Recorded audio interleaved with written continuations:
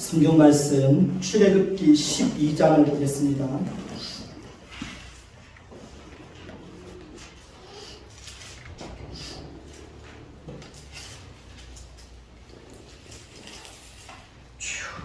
출애굽기 12장 1절부터 14절까지 있습니다.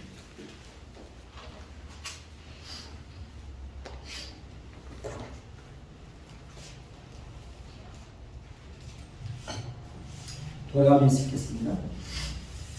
여호와께서 애굽 땅에서 모세와 아론에게 일러 말씀하시되 이달을 너희에게 달의 시작하고 해의 첫 달에 되게 하고 너희는 이스라엘 온 회중에게 말하여 이르라. 이달 열흘에 너희 각자가 어린 양을 잡을지니 각 가족대로 그 식구를 위하여 어린 양을 취하되 그 어린 양에 대하여 식구가 너무 적으면 그 집의 이웃과 함께 사람 수를 따라서 하나를 취하며 각 사람이 먹을 수 있는 분량에 따라서 너희 어린 양을 계산할 것이며 너희 어린 양은 흠없고 1년 된 수컷으로 하되 양이나 염소 중에서 취하고 이달 19달까지 간직하였다가 해질 때에 이스라엘 회중이 그 양을 잡고 그 피를 양을 먹을 집 좌우 문설주와 인방에 바르고 그 밤에 그 고기를 끓이고 묵은과 쓴 나물과 아울러 먹되 날 것으로나 물에 삶아서 먹지 말고 머리와 다리와 내장을 다 불에 구워 먹고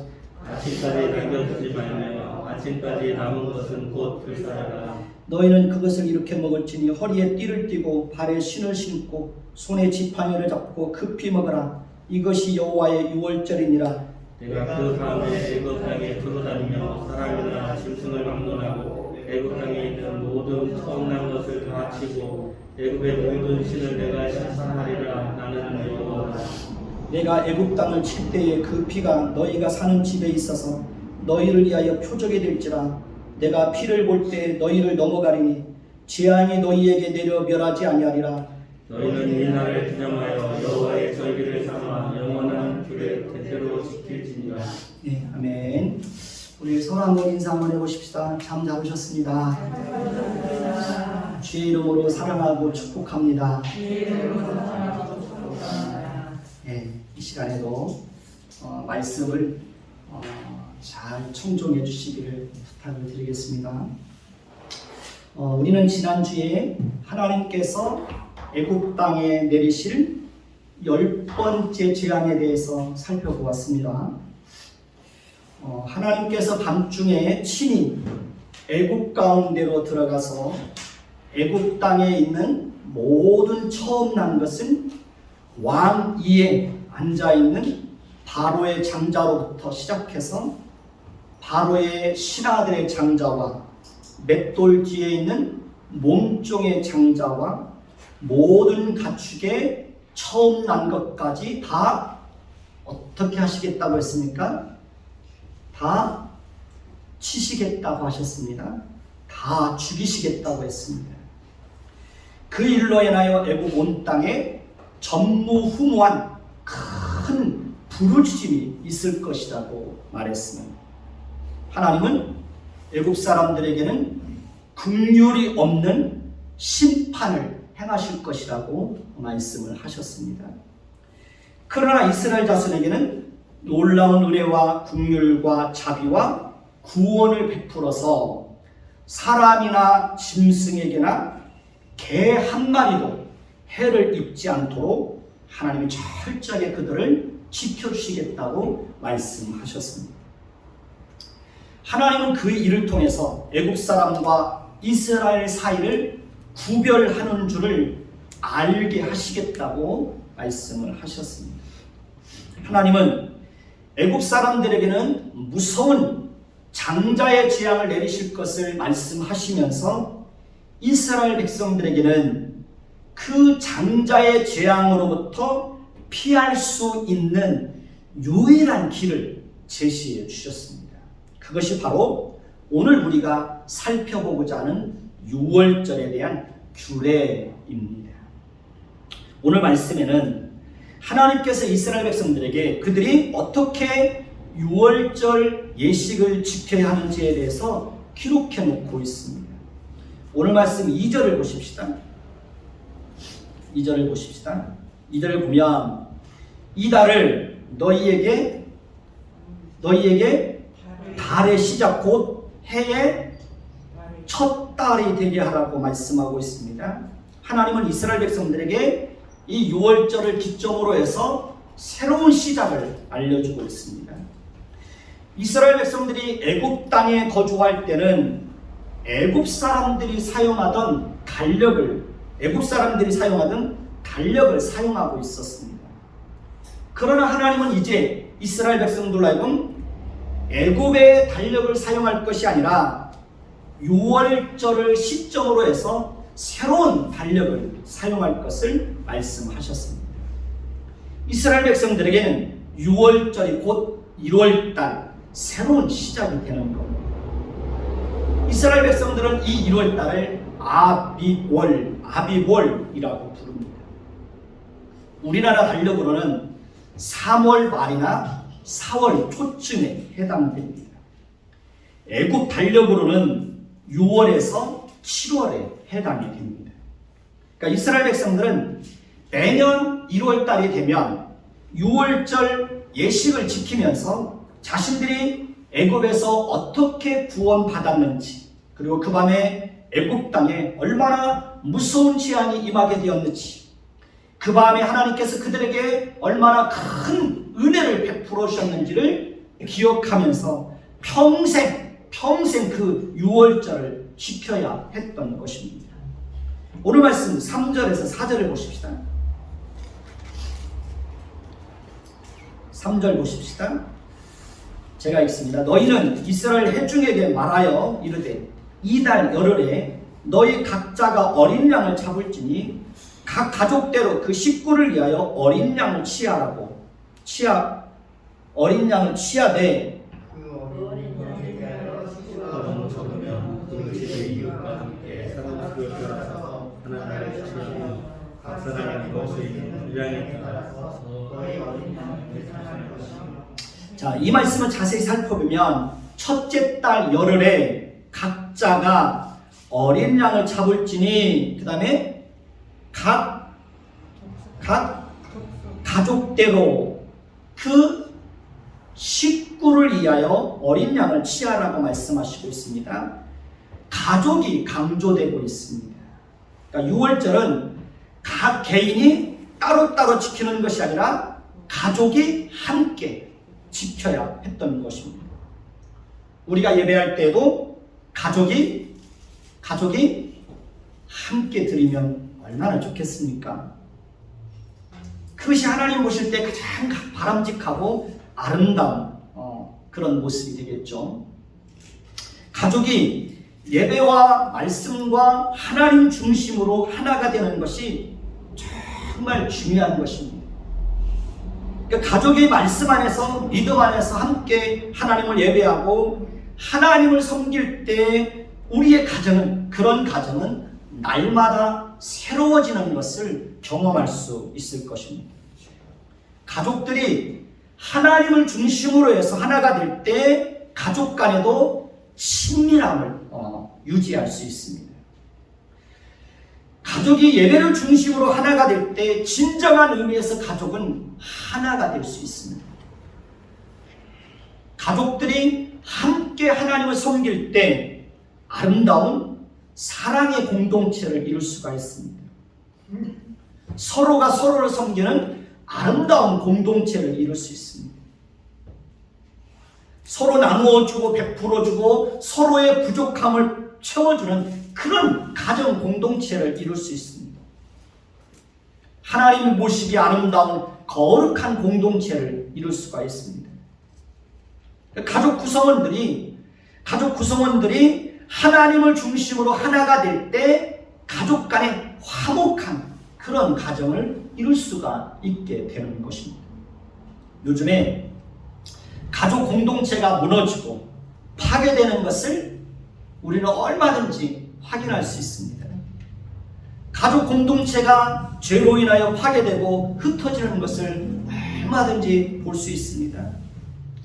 가족끼리 서로 미워하고 시기하고 질투하고 다투고 서로에게 아픔과 상처와 고통을 주는 경우들을 얼마든지 찾아볼 수 있습니다.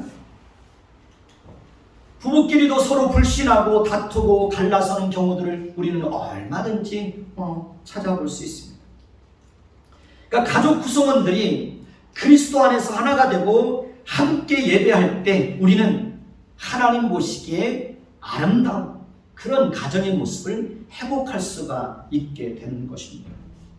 그렇기 때문에 우리는 하나님을 예배할 때도 가족이 함께 예배할 수 있도록 가족 구성원들을 어떻게 해야 됩니까? 끊임없이 설득해야 됩니다.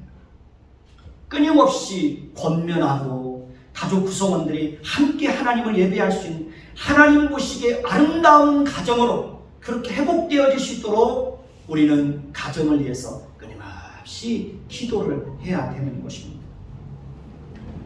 하나님을 예배하는 일에도 가족이 함께하는 것은 너무나 중요한 것입니다. 이것은 아무리 강조해도 조금도 지나치지 않는 것입니다. 오늘 말씀 4절을 볼까요? 4절을 봅니다.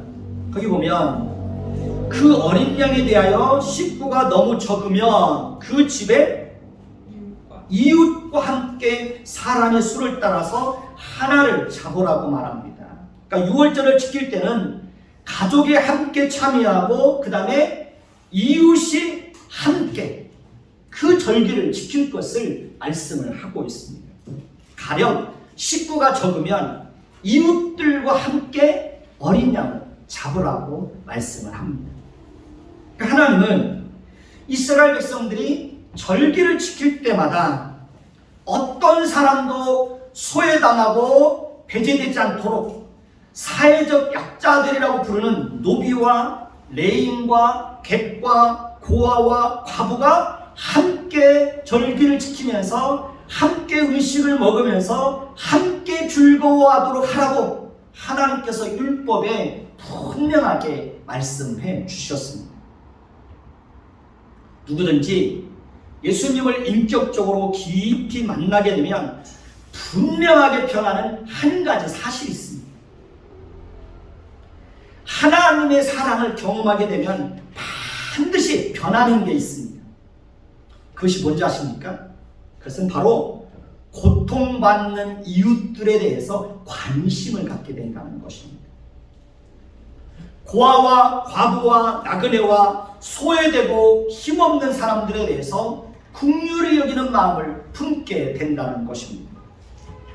그러니까 예수를 믿기 전에는 자기밖에 모르고 자기 가족과 자신의 행복과 자신의 즐거움과 자신의 욕심을 채우는 일에만 관심을 가지고 있던 사람들이 예수를 진심으로 만나게 되면 그 마음이 변하기 시작합니다. 이웃에 대해서 새롭게 눈을 뜨게 됩니다. 자신의 것을 나누어 줄 줄 아는 사람이 됩니다.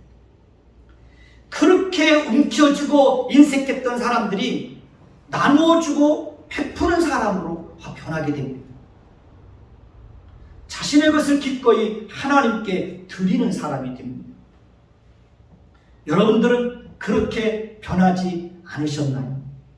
여러분들은 그렇게 변하셨죠? 저는 예수님을 인격적으로 만나고 난 이후에 제 마음속에서 일어난 첫 번째 변화는 뭐냐면 이웃들을 위해서 살고 싶다는 것이었습니다. 가난한 이웃들을 섬기면서 살고 싶은 그런 마음이 제 속에서 일어났습니다. 이제는 나를 위해서 사는 것이 아니라 하나님을 위해서 살고 싶다는 제 마음속에서 그런 거룩한 열망이 일어나는 것을 경험할 수 있었습니다. 그래서 돈을 벌어서 열심히 하나님께 드리고 돈을 벌어서 열심히 가난한 이웃들에게 나누어 주면서 그렇게 제 인생을 살아왔습니다. 우리는 우리 자신이 가난해지는 것을 통해서 다른 사람들을 부유하게 할 수 있는 넉넉한 마음을 품고 살아야 합니다. 내가 누군가를 도와주려면 내가 가난해져야 됩니다. 그리고 나의 가난을 통해서 다른 사람이 부유하게 할 수 있는 것입니다. 우리는 열심히 벌어서 때로는 기꺼이 누구를 위해서 줄 수 있어야 됩니까? 고통당하는 사람들에게 기꺼이 줄 수 있어야 되는 것입니다. 우리는 항상 이웃들에 대해서 늘 관심을 가져야 됩니다. 고통당하는 이웃은 없는지 항상 관심을 가지고 살펴야 합니다. 외로운 이웃은 없는지 늘 살펴야 됩니다. 그리고 그들에게 하나님의 긍휼을 베풀 수 있어야 되는 것입니다. 옛날에 저희 교회가, 저희 가정이 서면초등학교 뒤에서 한 2년 넘게 살았던 적이 있습니다. 그때 가까운 곳에 저희 교회 다니셨던 그 김유진 할아버지가 그 가까운 곳에 혼자 살고 있었습니다.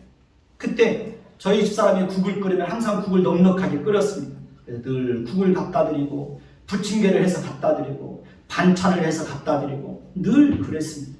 그래서 그분이 저희 집사람을 참 예뻐했습니다. 그러니까 우리는 늘 주변에 소외된 이웃들은 없는지, 홀로 외롭게 지내는 사람은 없는지, 그들에게 어떤 그들의 필요한 것들을 내가 어떻게 채워줘야 되는지를 늘 관심을 가지고 살아야 되는 것입니다. 그러니까 하나님의 사랑을 경험한 사람을 자연스럽게 이웃들에 대해서 관심을 갖고 이웃들의 형편을 살피게 되는 것입니다. 다음 주에는 부활주일로 지킵니다. 우리 교회는 절기연금은 항상 전에 구제연금으로 사용하고 있습니다. 절기연금은 평상시와는 다르게 더 풍성하게 하나님께 드릴 수 있어야 됩니다. 하나님께서 여러분들에게 주신 복을 따라서 평상시 하나님께 감사헌금을 드리는 것보다는 더 풍성하게 하나님께 드려서 그 물질이 어려운 이웃들을 위해서 사용될 수 있도록 그렇게 해야 됩니다.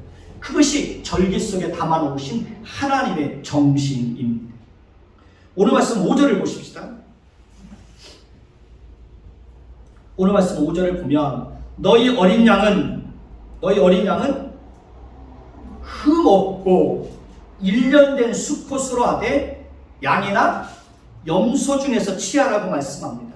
이 말씀에는 어린 양을 잡을 때 그 어린 양의 조건이 어떠해야 되는지에 대해서 말씀해 주고 있습니다. 어린 양은 흠이 없어야 된다고 말합니다. 그러니까 조금이라도 흠이 있으면 됩니까? 안 됩니까? 그러면 안 됩니다. 그리고 1년 된 수컷으로 하되 양이나 소 중에서 치해야 된다고 말씀합니다. 그리고 6절을 보면 이달 열 나흘까지, 그러니까 열흘째 되는 날에 그 양을 치했다가 사흘 동안 열 나흘날까지 간직했다가 해질 때에 이스라엘 회중이 그 양을 잡으라고 말합니다. 해질 때는 저녁 5시에서 6시 사이가 됩니다. 그때 회중이 교회 공동체가, 이스라엘 공동체가 함께 그 양을 잡으라고 말합니다. 그리고 7절을 보면 그 피를 양을 먹을 집 좌우 문설주와 임방에 바르라고 말합니다. 그리고 8절에 보면 그 밤에 그 고기를 구워 무교병과 무엇을? 쓴 나물과 아울러 먹으라고 말씀하십니다. 그리고 9절을 보면 날것으로나 물에 삶아서 먹지 말고 어떻게 하라고 말합니까? 머리와 다리와 내장을 다 불에 구워서 먹으라고 말하고 있습니다.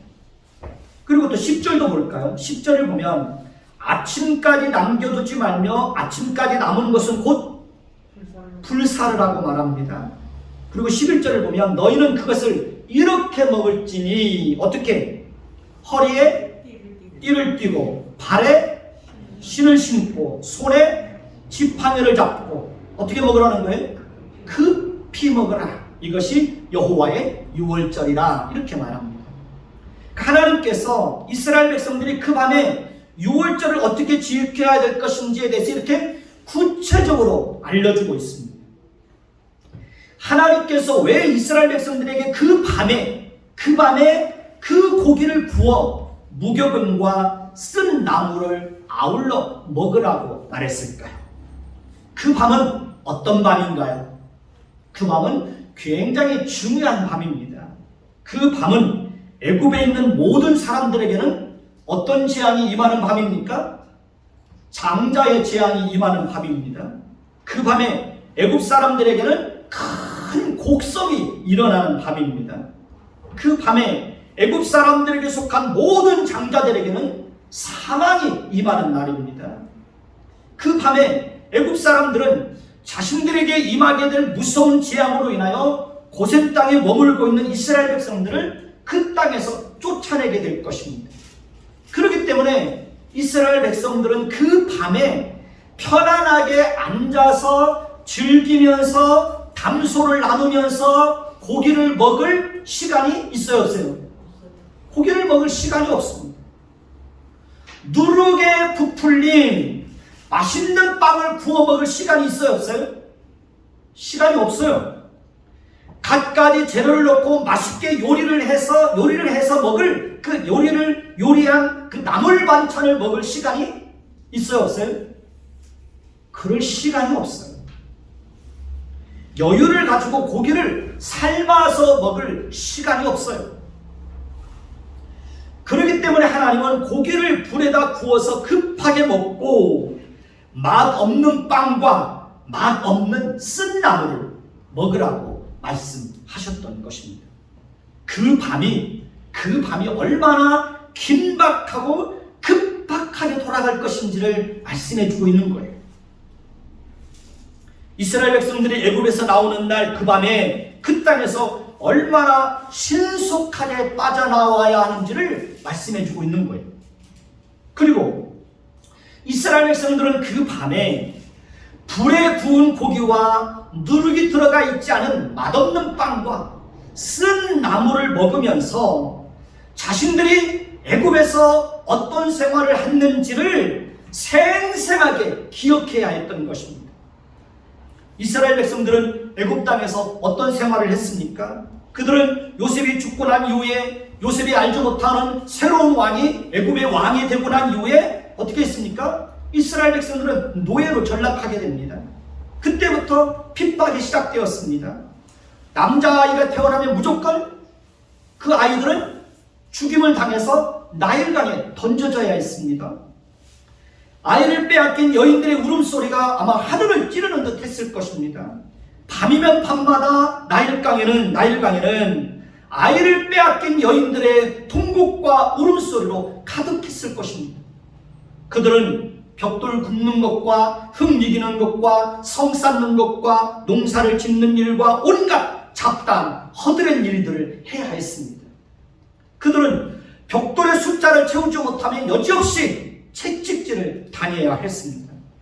그들은 제대로 된 보상도 받지 못했습니다. 급기야 그들은 고된 노동으로 인하여 탄식하며 하나님께 부르짖게 되는 것을 봅니다. 그들의 부르짖는 소리가 하나님께 상달되었다고 말합니다. 하나님이 그들의 고통 소리를 들으시고 하나님의 아브라함과 이삭과 야곱에게 세운 그의 언약을 기억하시고 하나님이 고통당하는 그들을 돌아보셨다고 말합니다. 이스라엘 백성들은 그 밤에 불에 탄 고기를 먹고 누룩이 들어가 있지 않은 딱딱하고 맛없는 빵을 씹어 먹고 쓴 나물과 맛없는 머리와 다리와 내장을 불에 구워 먹으면서 자신들의 애굽에서 어떤 고통과 어떤 비참함 속에서 지내야 했는지를 생생하게 뒤돌아 과거를 돌아보면서 기억을 해야 했던 것입니다. 그리고 그들은 그 밤에 그렇게 애굽 땅에서의 고통과 비참함을 겪으면서 기억하면서 허리에 띠를 띠고 발에 신을 신고 손에 지팡이를 잡고 급하게 그들이 준비한 음식을 먹고 하나님의 마지막 재앙이 애굽 땅에 임하면 그들은 신속하게 애굽 땅에서 지체하거나 머뭇거림이 없이 빠져나와야 했던 것입니다. 이것이 바로 유월절 규례입니다. 오늘 말씀 12절을 보십시다. 오늘 말씀 12절을 보면 같이 봅니다. 시작. 내가 그 밤에 애굽 땅에 두루 다니며 사람이나 짐승을 막론하고 애굽 땅에 있는 모든 처음 난 것을 다 치고 애굽의 모든 신을 내가 심판하리니 나는 여호와이니라. 여기서 우리가 주목해야 될 것이 있습니다. 그것은 바로 하나님께서 애굽의 모든 신들을 심판하시겠다고 말씀합니다. 그리고 하나님 그 일을 통해서 하나님만이 참되고 유일하신 하나님이라는 것을 다시 한번 분명하게 드러내시겠다고 말씀을 하고 있습니다. 애굽 사람들은 태양신을 주신으로 섬기고 있었다고 말씀을 드렸습니다. 바로 왕은 신의 아들이라고 추앙받고 있었습니다. 뿐만 아니라 애굽 사람들은 각종 우상을 섬기고 있었습니다. 그들은 각종 동물들을 우상으로 섬기고 있었습니다. 그렇기 때문에 하나님은 그들이 섬기는 모든 신이 거짓된 것이고 신이 아니라는 것을 알게 하기 위해서 애굽에 있는 모든 신들에 대해서 마지막 심판을 내리시겠다고 말씀하고 있는 것입니다. 특히 바로는 신의 아들이라고 불려졌습니다. 그러나 그도 하나님께서 애굽 땅에 계속해서 재앙을 내릴 때 그는 속수무책이었습니다. 그는 신의 아들이라고 불려졌던 그도 자신의 아들 장자가 하나님의 재앙으로 인해서 죽어갈 때도 그는 아무것도 할 수 있는 것이 없었습니다. 태양신을 섬기는 애굽의 요술사들도 속수무책이었습니다. 하나님께서 심한 돌림병과 독종의 재앙과 우박의 재앙으로 인하여 애굽의 가축들과 사람들을 칠 때에도 그들은 속수무책이었습니다. 그들이 할 수 있는 것이 아무것도 없었습니다. 그렇습니다. 세상의 모든 우상은 다 어떤 것입니까? 헛된 것입니다. 거짓된 것입니다. 생명이 없습니다. 무능한 존재입니다. 우상은 사람들이 만들어다 옮겨놓은 하나의 형상에 불과한 것입니다. 거짓된 것입니다. 우상은 입이 있어도 말하지 못합니다. 우상은 코가 있어도 냄새도 맡지 못합니다. 다리가 있어도 걸어다지 못합니다. 손이 있어도 만지지도 못합니다. 귀가 있어도 듣지도 못합니다. 눈이 있어도 보지도 못합니다. 그것이 뭡니까? 그것이 뭐예요? 우상의 실체예요. 불상이 그런 존재죠. 그런데 수많은 사람들은 신이 아닌 것들을 신처럼 섬기고 그 앞에 가서 소원을 빌고 그 앞에 가서 절을 하기도 하는 것입니다. 돌무더기만 쌓여 있어도 그 돌무더기 앞에서 손을 빌고 있는 것이 사람들의 모습입니다. 오늘날 우리는 어떻습니까? 오늘날 우리는 어떤 형상을 만들어다 옮겨놓고 그것을 숭배하지는 않습니다. 그러면 현대인들이 섬기는 우상은 무엇일까요? 그것은 바로 자신이 왕이 되고 자신이 주인이 되어서 자신이 신처럼 살아가는 것입니다. 오늘날에는 하나님보다 다른 것을 더 중요하고 가치 있고 우선되게 여기는 것이 있다면 그것이 바로 뭡니까? 그것이 우상이고 그것이 신이 되는 것입니다. 하나님보다 돈을 더 중요하게 여기고 하나님보다 돈을 더 사랑하고 하나님보다 돈을 더 가치 있게 여기고 있다면 그 사람에게는 그 돈이 우상이 되는 거예요. 돈이 그 사람에게는 신이 되는 것입니다. 하나님보다 자식을 더 의지하고 하나님보다 자식을 더 사랑하면 자식이 우상이 되고 그 사람에게는 자식이 신이 되는 것입니다. 하나님보다 자신의 건강이나 행복이나 사람을 기쁘게 하는 것이 더 중요하고 우선되다면 그것이 바로 그 사람에게는 우상이 되고 신이 되는 것입니다. 세상에서의 성공을 하나님보다 더 중요하게 생각하고 있다면 그것이 바로 신이 되고 우상이 되는 것입니다. 그러고 보면 그리스도인들하고 자취하는 사람들도 신이 아닌 것을 신으로 섬기고 살아가는 것을 얼마든지 볼 수 있습니다. 거짓되고 잘못된 것을 신으로 섬기고 사는 사람들이 너무 많습니다. 욕심이 지나치면 그 또한 우상이 되고 신이 되는 것입니다.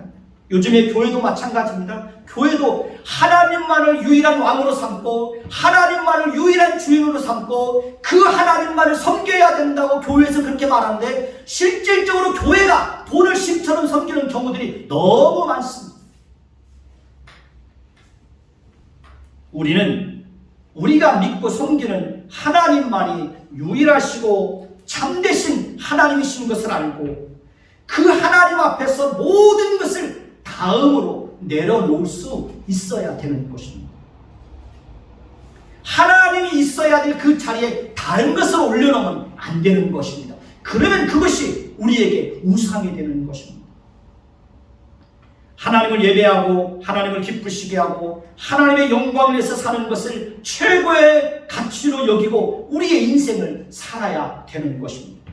그래야 우상 숭배에 빠지지 않는 것입니다. 오늘 말씀 13절을 보십시다.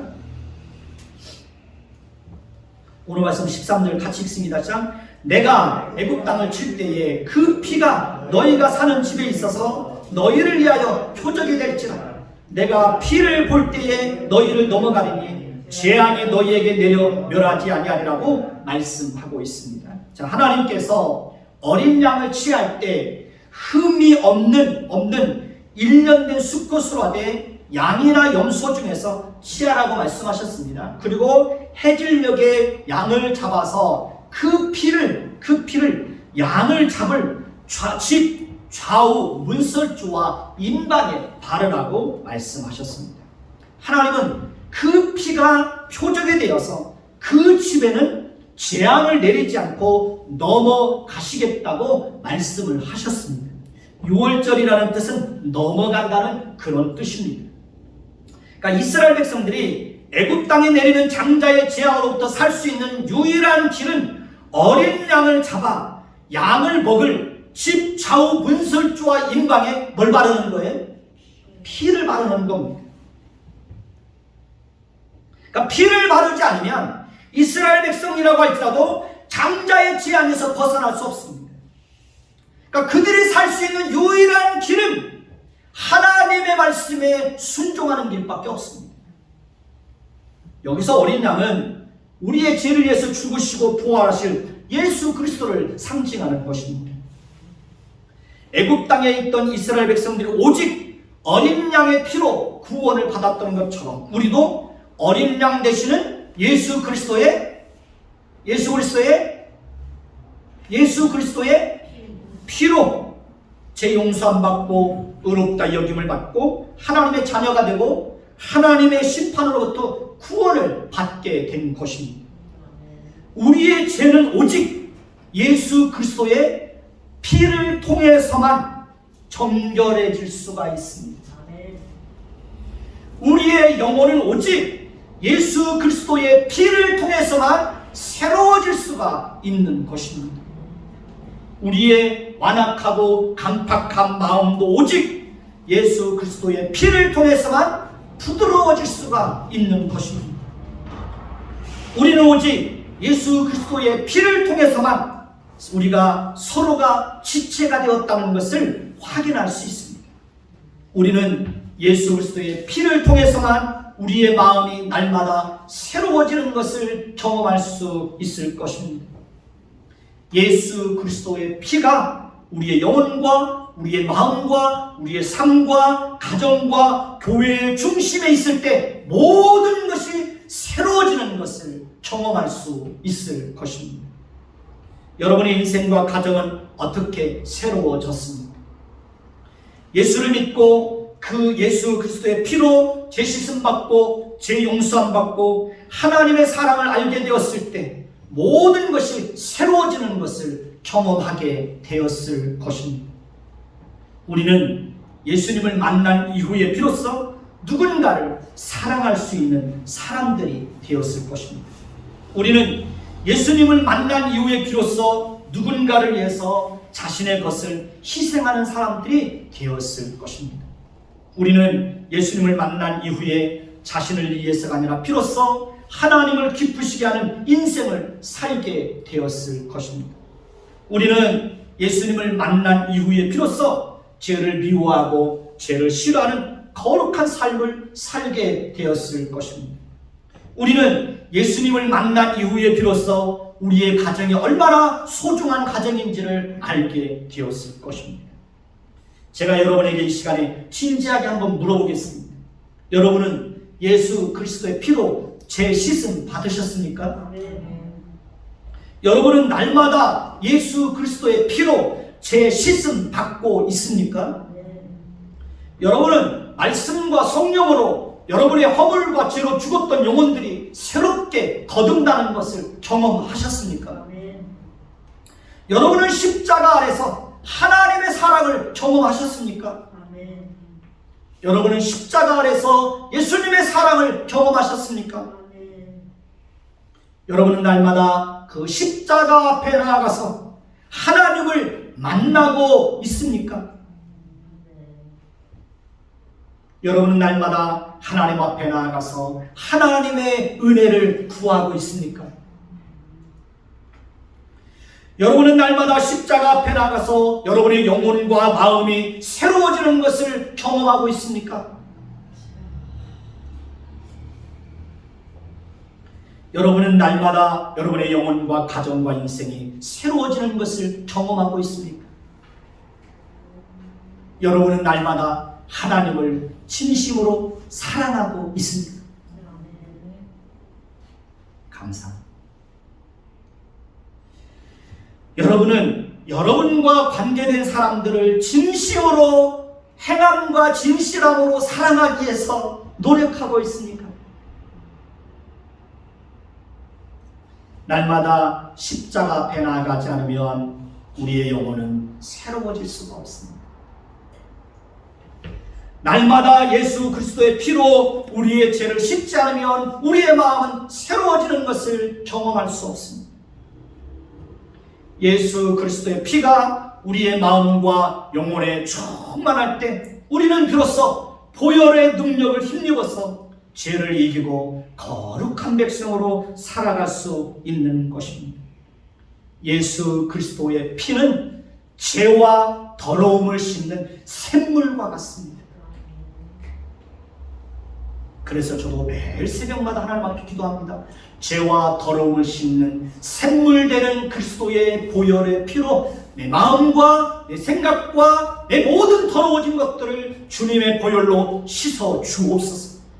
정결한 마음을 주옵소서. 정결한 생각을 주옵소서. 정직한 마음을 주옵소서. 끊임없이 보혈을 의지해서 기도하고 있습니다. 여러분의 인생의 분기점은 무엇입니까?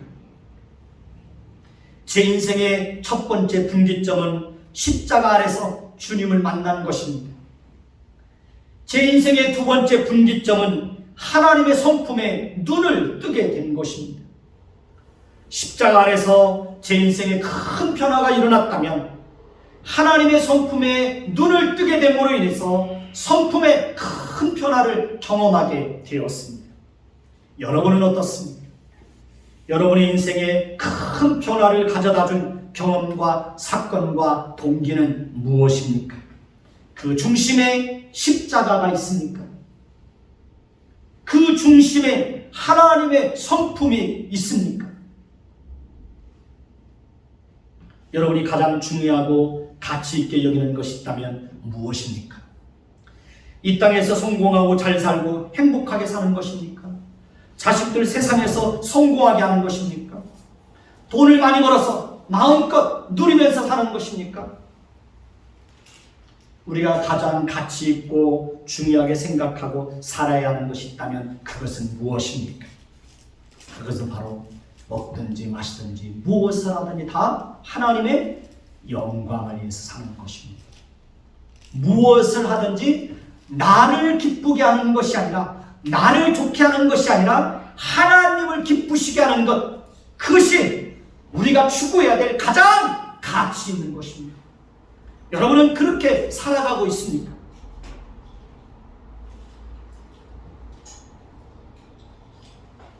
마음을 다하고 성품을 다하고 힘을 다하여 하나님을 사랑하는 것, 그것이 우리가 추구해야 될 가장 가치 있는 것입니다. 우리의 모든 삶을 다해서 하나님을 존중히 여기는 것입니다. 우리와 관계된 모든 사람들을 행함과 진실함으로 사랑하는 것입니다. 그것이 우리에게 제일 중요한 것입니다. 우리가 그렇게 살 때 하나님께서도 우리를 존중히 여겨주시는 것입니다. 우리가 그렇게 살 때 하나님도 우리를 사랑해 주시는 것입니다. 우리가 그렇게 살 때 우리는 비로소 진정한 행복과 평안을 맛볼 수 있는 것입니다. 우리는 예수 그리스도 안에서 예수 그리스도의 피로 새롭게 거듭난 사람들입니다. 그렇기 때문에 우리는 어떻게 살아야 됩니까? 새로운 피조물로 거듭난 자들답게 우리의 인생을 어떻게 살아야 됩니까? 새롭게 살아야 되는 것입니다. 새로운 가치관을 가지고 살아야 되는 것입니다. 새로운 인생의 방향과 목적을 가지고 우리의 인생을 살아가야 되는 것입니다.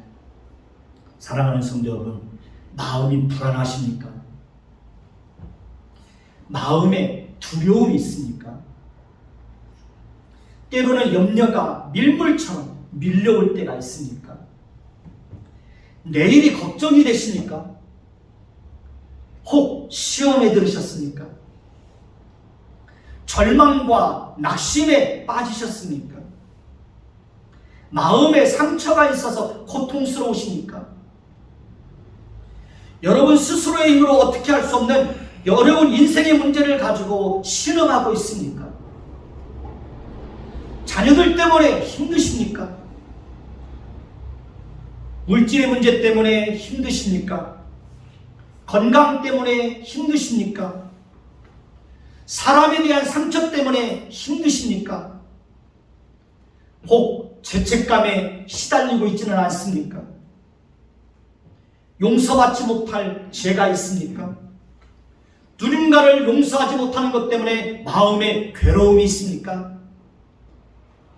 인간관계 때문에 힘드신 일이 있습니까? 누군가에 대한 미움 때문에 마음이 고통스러우십니까? 그렇다면 조용히 십자가 앞에 나가서 무릎을 꿇고 기도해 보십시오. 그러면 주님께서 분명히 저와 여러분들을 만나 주실 것입니다. 주님께서 우리를 위로해 주실 것입니다. 주님께서 우리의 상처를 싸매 주시고 우리의 마음을 어루만져 주실 것입니다. 주님께서 우리의 문제를 해결해 주실 것입니다. 우리의 죄를 용서해 주실 것입니다. 주님께서 우리 마음속에 불타오르고 있는 미움을 사랑과 용서의 마음으로 바꾸어 주실 것입니다. 주님을 진심으로 만나면 완악하고 강팍한 마음이 눈 녹듯이 녹아내리는 것을 경험할 수 있을 것입니다. 십자가 안에 나가서 예수님을 만나면 세상이 이전과는 내가 보았던 세상이 이전과는 다른 세상으로 세상에 보여지게 될 것입니다. 십자가 아래서 용서를 경험한 사람은 누군가를 진심으로 용서하는 사람이 됩니다. 십자가 아래서 하나님의 사랑을 경험한 사람은 나에게 아픔과 고통과 상처를 주었던 사람도 진심으로 용서하고 진심으로 사랑할 수 있는 넉넉한 마음을 품게 되는 것입니다. 십자가 아래서 하나님과의 화평을 경험한 사람은 모든 사람들과 화평을 추구하는 사람으로 변화되게 되는 것입니다. 제가 잘 아는 분은 20년 넘게 부모님과 등지고 형제들과 등 돌리고 힘들고 어렵게 살다가 결국에는 몸이 아파서 일찍 세상을 떠나는 것을 보았습니다. 명절날만 되면 괴로우니까 술로 마음을 달래는 것을 보았습니다. 결국 부모님과 형제들과 화해하지 못하고 일찍 세상을 떠났습니다.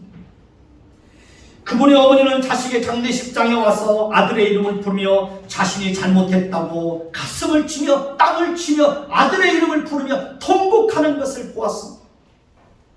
나머지 형제들은 형이 돌아가셨는데도 장례식에 찾아오지도 않는 것을 보았습니다. 세상이 참 냉정하고 가슴 아픈 일들이 참 많이 있죠. 만약에 그분이 십자가 앞에 나가서 하나님의 사랑과 하나님의 양손을 경험했다면 그분은 부모님을 용서하고 부모님과 화해하고 형제들과 화해하고 평안한 여생을 보낼 수 있게 되었을 것입니다. 저는 아버지를 통해서 받았던 상처가 있어서 아버지를 진심으로 사랑하지 못하는 아픈 마음이 있었습니다. 제 마음속에 항상 응어리가 남아 있었습니다.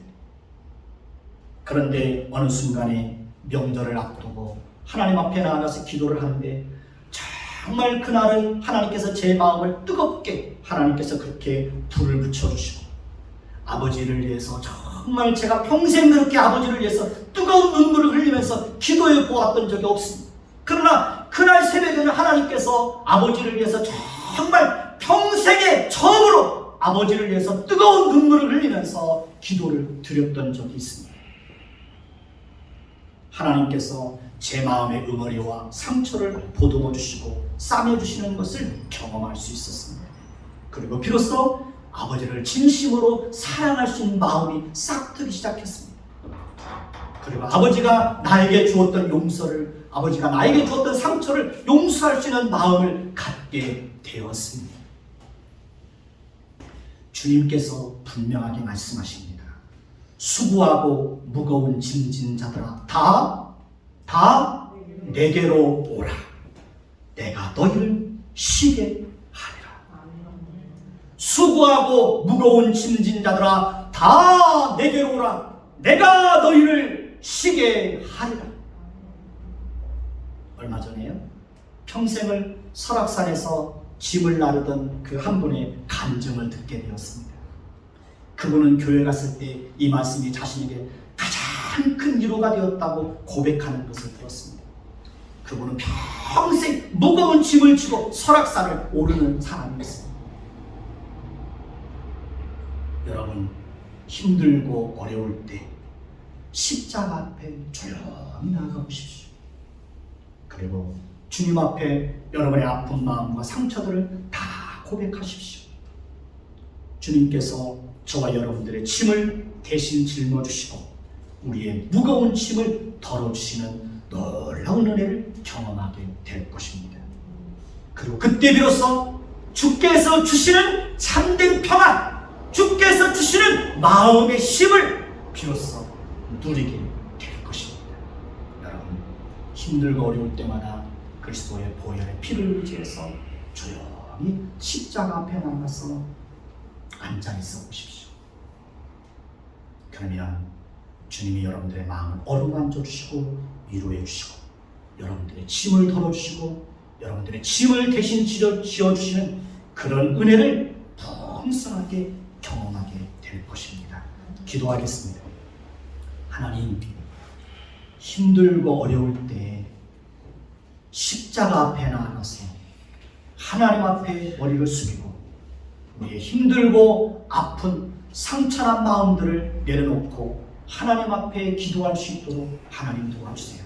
그래서 십자가 아래서 주님을 깊이 만날 수 있는 그런 은혜가 있도록 하나님 도와주세요. 용서하지 못하는 죄도 용서할 수 있는 마음을 주시고 용서받지 못했던 죄도 용서받을 수 있는 마음을 주시고 누군가를 미워해서 마음에 괴로움이 있는 사람들에게도 하나님께서 넉넉한 사랑의 마음을 품을 수 있도록 하나님 도우셔서 나에게 아픔과 고통과 상처를 주는 사람들까지도 십자가의 사랑으로 넉넉하게 품을 수 있는 하나님의 사랑으로 충만해지도록 주여 은혜를 베풀어 주옵소서. 수고하고 무거운 짐진 자들아 다 내게로 오라. 내가 너희를 쉬게 하리라고 말씀하셨사오니 힘들고 어려울 때 인생의 무거운 짐을 지고 살아갈 때마다 십자가 앞에 나아가 그 짐을 내려놓게 하시고 우리의 짐을 대신 지어주시는 주님의 그 놀라운 손길을 이 땅에서도 풍성하게 경험하며 살게 하여 주옵소서. 예수 그리스도의 이름으로 감사하며 기도드립니다. 아멘.